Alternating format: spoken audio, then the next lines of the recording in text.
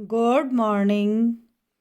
आज हम विनोबा भावे के भूदान व ग्रामदान संबंधी विचारों का अध्ययन करेंगे।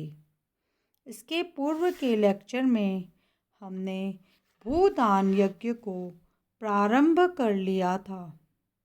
आज हम भूदान यज्ञ का लक्ष्य और इस संदर्भ में विनोबा भावे के विचारों को जानने का प्रयास करेंगे।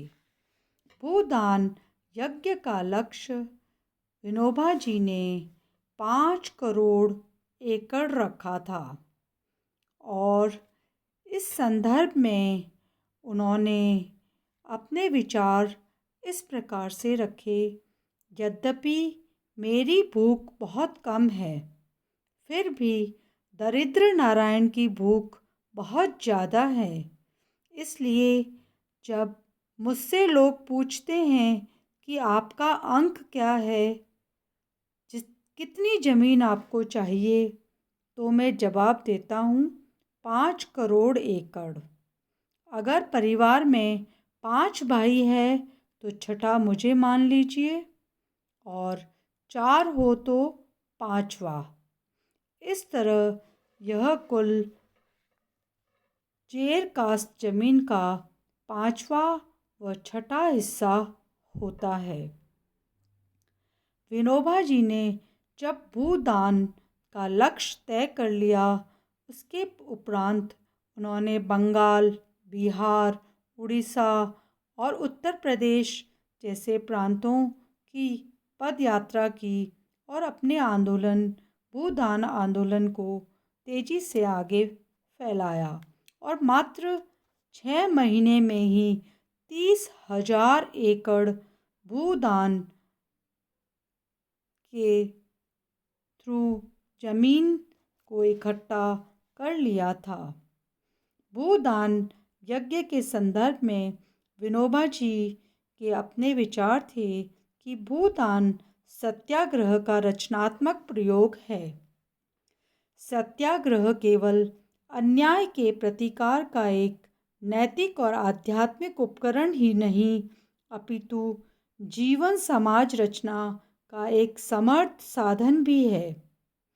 भूदान आंदोलन वस्तुतः जमीन की भिक्षा का आंदोलन नहीं, बल्कि यह तो अन्यायपूर्ण भू व्यवस्था के विरुद्ध अहिंसक सत्याग्रह है। भूमि पर सबका समान अधिकार। विनोबा जी के अनुसार ईश्वर ने पृथ्वी, जल, तेज, वायु, आकाश, इन 5 महाभूतों का निर्माण सभी प्राणियों के लिए किया है और इन पर सभी का समान अधिकार है। जब जल, तेज और वायु तथा आकाश का उपभोग सभी जीव समान रूप से करते हैं, तो पृथ्वी के उपभोग का भी सभी को समान अधिकार दिया जाना चाहिए। भूदान सर्वोत्तम दान है। क्यों?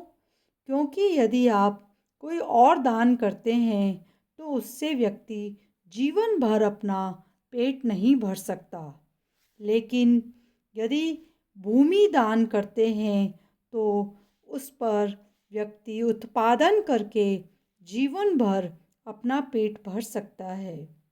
अर्थात भूदान सर्वोत्तम दान है। भूदान साम्य योग की स्थापना करता है। विनोबा जी के अनुसार स्वराज्य की प्राप्ति के बाद हमें साम्य योग की स्थापना का आदर्श रखना होगा और इसी को हमने सर्वोदय कहा है। विनोबा जी ने गांधी जी के सर्वोदय कार्यक्रम को आगे बढ़ाने का जिम्मा भी उठाया था और इस सर्वोदय कार्यक्रम को आगे बढ़ाने के लिए भूदान के अंतर्गत साम्य योग की स्थापना पर बल दिया और साम्य योग की स्थापना के लिए विनोबा जी के विचार थे कि मैं गांव में गांव घूम रहा हूँ और आजकल मैं भूदान यानी भूमि दान में मांगता हूँ। जिसके पास ज़मीन नहीं है उन्हें यह भूमि सौंप देता हूँ। इस प्रकार से साम्य योग की स्थापना के लिए विनोबा जी कार्य कर रहे थे। विनोबा जी के अनुसार हमारी संस्कृति पृथ्वी को माता मानती है और स्वयं को उसका पुत्र। माता पर तो सभी पुत्रों का समान अधिकार होता है, अतः हम सभी का पृथ्वी पर समान अधिकार है। भूदान राम राज्य की स्थापना का मार्ग है। विनोबा जी के अनुसार भूदान दिलों को जोड़ता है, फिर जमीन जुड़ती है और सहकारिता का विकास होता है। भूदान अंततः समस्त ग्राम को एक परिवार के रूप में परिवर्तित कर राम राज्य की स्थापना का मार्ग प्रशस्त करता है। विनोबा जी ने भूदान की 5 भूमिका निर्धारित कर राम राज्य की स्थापना को समझाया।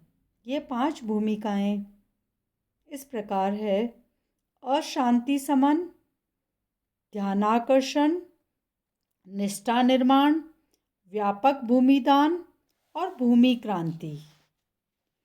इस प्रकार से विनोबा भावे ने भूदान यज्ञ के अंतर्गत जो सबसे पहली भूमिका बताई वह केवल स्थानीय दुख निवारण की थी और दूसरी भूमिका व्यापक सद्भावना जगाने की थी, सारे देश का ध्यान इस ओर आकृष्ट करने की थी, यानी ध्यानाकर्षण।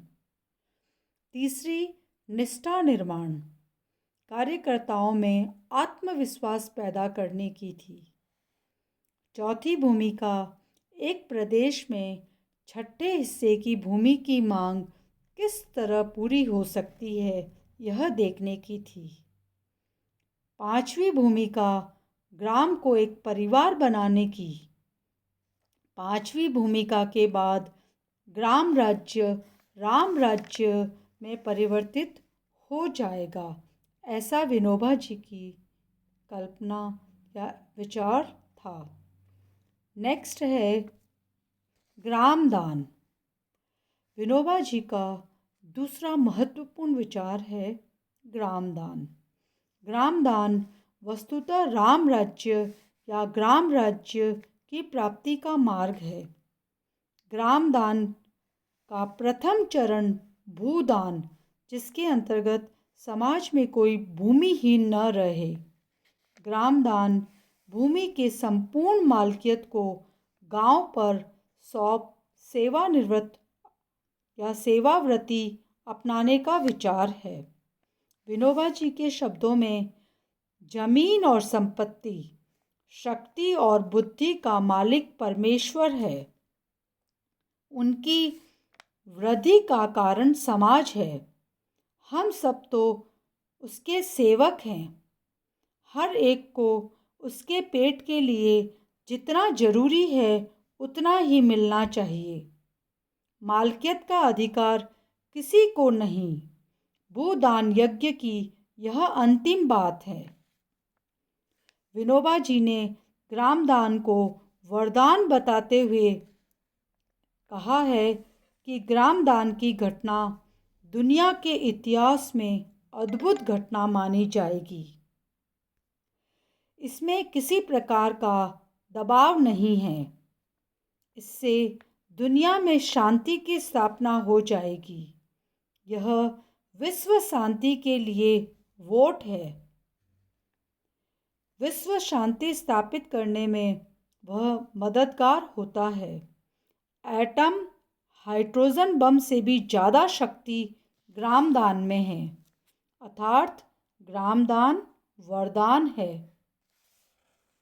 ग्रामदान का प्रारंभ तो वस्तुतः भूदान से होता है। विनोबा जी ने स्वयं यह स्वीकार किया कि यदि मैं सीधे ही ग्रामदान की बात करता हूँ तो यह बनने वाली नहीं थी, अर्थात पहले भूदान और फिर ग्रामदान। ग्रामदान की प्रक्रिया के लिए विनोबा जी ने कहा, प्रारंभ में जो ग्राम दान हुए उनमें सभी भूमिपतियों ने अपनी संपत्ति या जमीन ग्राम समाज को सौंप दी और उसके बाद प्रत्येक परिवार की सदस्य संख्या के आधार पर इन जमीन या जो भी संपत्ति थी उसे नए सिरे से बांट दिया गया। इस ग्रामदानी गांव की जमीन में से 10% भाग सहकारी कृषि के लिए सुरक्षित रख दिया जाता था। शेष जमीन को काश्तकार जीवन भर जोतता। अगर उस जमीन की काश्त ग्राम सभा की योजना के अनुसार होती रहे तो उसका लगान भी ग्राम सभा को समय पर दिया जाता रहे और यह अगली पीढ़ी के पास रह सकती थी। इस जमीन को ग्राम सभा की अनुमति के बिना न तो बेचा जा सकता था और न ही गिरवी रखा जा सकता था। 10% सहकारी शामलाती भूमि की उपज का उपभोग सार्वजनिक कार्यों के लिए किए जाने की व्यवस्था थी। ग्राम दान की यह योजना कम व्यवहारिक रही। तब विनोबा जी ने अपने साथियों के साथ मिलकर एक और लचीली ग्राम दान योजना बनाई। इसके अंतर्गत 75% भूस्वामी मिलकर 5% जमीन तो भूमिहीनों को दे दें और शेष 95% स्वयं ही काश्त के लिए अपने पास रख लें। समस्त भूमि पर स्वामित्व तो ग्राम सभा का ही रहेगा। ग्राम सभा की अनुमति के बिना न तो जमीन बेची जा सकती है और न ही गिरवी रखी जा सकती। गांव के सभी बालिग ग्राम सभा के सदस्य होंगे। प्रत्येक ग्राम में ग्राम विकास कोष होगा जिसमें प्रत्येक काश्तकार को अपनी उपज का 30% या अपनी आय का 40% देना होगा। जिसके पास जमीन नहीं है उन्हें इतना ही अपना शारीरिक श्रम के रूप में देना होगा। गांव का प्रबंध सर्वानुमति से होता है, न कि बहुमत से। ग्राम दान के लिए यह आवश्यक है कि गांव की कुल जनसंख्या का 25% भाग उपयुक्त सिद्धांतों को स्वीकार करे। इस प्रकार से विनोबा भावे जी ने ग्राम दान की द्वितीय योजना सबके सामने प्रस्तुत की और इस ग्राम दान के उद्देश्य इस प्रकार से बताए: गरीबी को मिटाना, जमीन के मालिकों में प्रेम व स्नेह की भावना को जागृत करना, भूमिहीनों के मध्य वर्ग विद्वेष का वातावरण फैल रहा है उसे दूर करके उसके स्थान पर समाज में बंधु भाव, परस्पर सहायक बनने का भाव पैदा करना, भारतीय संस्कृति को पुनर्जीवित करके उसे बलवान बनाना, श्रम, धर्म, अपरिग्रह, सहकारिता और स्वावलंबन पर आधारित नए समाज का निर्माण करना, देश के समस्त राजनीतिक दलों को एक मंच पर मिलजुल कर काम करने का अवसर प्रदान करना, विश्व शांति में मदद करना। इस प्रकार से ग्राम दान के यह मुख्य उद्देश्य विनोबा जी ने सबके सामने रखे और ग्राम दान के लिए कुछ महत्वपूर्ण बातों को इस प्रकार से समझाया कि भारत की एक आध्यात्मिक परंपरा है जिसमें मानव त्याग, प्रेम, करुणा और अद्वैत भाव को महत्व देता है और इन्हीं भावों को ग्रामदान के अंतर्गत भी महत्व दिया जाना चाहिए। परिवार में एक दूसरे की चिंता और ख्याल किया जाता है, इसलिए उनमें आनंद की अनुभूति होती है और यदि हम एक गांव को एक परिवार के रूप में मानेंगे तो संपूर्ण ग्राम में आनंद की अनुभूति होगी। समाज में कुछ आस्तिमान और कुछ नास्तिमान होते हैं, यानी कि कुछ जो लोग होते हैं वह देने में विश्वास करते हैं और कुछ लेने में विश्वास करते हैं। ग्रामदान का विकसित अर्थ उन्होंने इस प्रकार से बताया कि जिसके पास जो हो वह उसे ग्राम को समर्पित करे, नहीं तो यह होगा कि कुछ लोगों का धर्म देने का और कुछ का धर्म लेने का होता है। ऐसा नहीं हो सकता। धर्म वही है जो सब पर लागू होता है। जैसे सत्य धर्म है तो वह सब पर लागू होता है, इसी प्रकार से यहाँ जो ग्रामदान को अपनाएगा वह एक धर्म के रूप में अपनाएगा। ग्रामदान एक पूर्ण विचार है, ऐसा विनोबा जी का मानना था। क्यों? क्योंकि यह लोगों को किस प्रकार से जोड़ता है। देखिए, धर्म की दृष्टि से यह करुणा और सेवा का, विज्ञान की दृष्टि से यह सहयोग के रूप में, समाज की दृष्टि से टूटे हुए हृदय को जोड़ने की दृष्टि, आर्थिक दृष्टि से स्वावलंबी ग्रामीण कुटीर उद्योग व खादी का, राजनीतिक दृष्टि से शासन मुक्त समाज, वास्तविक लोक शक्ति और लोक नीति का, प्रतिरक्षा की दृष्टि से शांति सेना का, अहिंसक क्रांति के मार्ग के रूप में यह नई तालीम, हृदय परिवर्तन तथा विचार परिवर्तन के आधार पर शांतिमय क्रांति का सूचक है। ग्रामदान में विज्ञान का कल्याणकारी रूप समाहित है। ग्रामदान धर्म, अर्थ, विज्ञान आदि से भी अधिक व प्रभावी संकल्पना है। ग्राम एक पूर्ण आत्मनिर्भर इकाई हो, इसके लिए विनोबा जी ग्राम दान को महत्व देते थे। यह दुनिया से भय व हिंसा को समाप्त कर विश्व शांति का मार्ग प्रशस्त करने वाली संकल्पना है। ग्रामोदय, ग्राम और स्वराज्य ये दोनों मिलकर राम राज्य की स्थापना करते हैं। ग्रामोदय से तात्पर्य विनोबा जी का ग्रामदान प्लस ग्राम संकल्प, अर्थात राम राज्य की स्थापना यदि करनी है तो हमें ग्रामोदय को प्राथमिकता देनी होगी।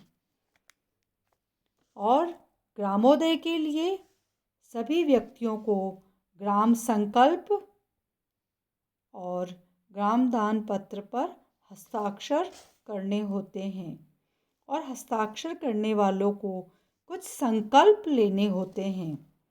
जैसे ग्राम संकल्प पत्र के अंतर्गत जमीन की मालकियत का विसर्जन कर ग्राम परिवार में दाखिल हो रहा हूँ, किसी प्रकार का भेदभाव नहीं मानेंगे, नियमित रूप से सूत काटेंगे, हाथ कुटा चावल, हाथ पिसा आटा, घानी का तेल, गुड़ व ग्रामोद्योग चीनी और हाथ से बने हुए वस्त्रों का ही इस्तेमाल करेंगे। घर अहाता और गांव को साफ रखेंगे। सामूहिक प्रार्थना के अंतर्गत तालीम लेंगे। अपने श्रम, बुद्धि और संपत्ति का उपयोग गांव की सेवा के लिए करेंगे। इस प्रकार का संकल्प ग्राम दान के अंतर्गत लेना होता था। ग्राम दान पत्र, इसके अंतर्गत विनोबा जी ने कहा था, हवा, पानी और सूरज के प्रकाश की तरह जमीन भी भगवान की देन है। उस पर सबका हक होना चाहिए, किसी का व्यक्तिगत नहीं। उसी प्रकार श्रम और बुद्धि भी, हम इस मान्यता को स्वीकार करते हैं और उसी आधार पर हम अपनी निम्नलिखित तफसील की ज़मीन का अपना हक पूज्य विनोबा जी द्वारा ग्राम दान यज्ञ में अपने इस लेख द्वारा अर्पण करते हैं। अब उस पर हमारा कोई निजी हक नहीं रहेगा। हमारे गांव में जिनके पास ज़मीन है, जिनके पास ज़मीन नहीं है, वे सब मिलकर एक परिवार की भांति रहेंगे। सारे गांव का एक परिवार होगा। ज़मीन की मालकियत सारे गांव की होगी। श्रम और बुद्धि का उपयोग सारे गांव की भलाई के लिए हम करेंगे। गांव को सुखी तथा संपन्न बनाने में हम अपनी शक्ति लगाएंगे। जमीन और गांव की अन्य व्यवस्था के लिए गांव भर का निर्णय जो होगा वह हमें सहर्ष मान्य होगा। हमारे इस संकल्प के लिए भगवान साक्षी है। इस प्रकार से सभी लोग एक ग्राम दान पत्र भरकर संकल्प लिया करते थे। अंत में हम निष्कर्ष रूप से यह कह सकते हैं कि विनोबा भावे वास्तविक रूप से गांधी जी के उत्तराधिकारी थे। उन्होंने गांधी जी के सर्वोदय व ट्रस्टीशिप थ्योरी को आगे बढ़ाने के लिए ही भूदान व ग्राम दान आंदोलन प्रारंभ किए और इन आंदोलनों को मूर्त रूप देने के लिए अपना जीवन मानव की सेवा में अर्पित कर दिया। Thank you.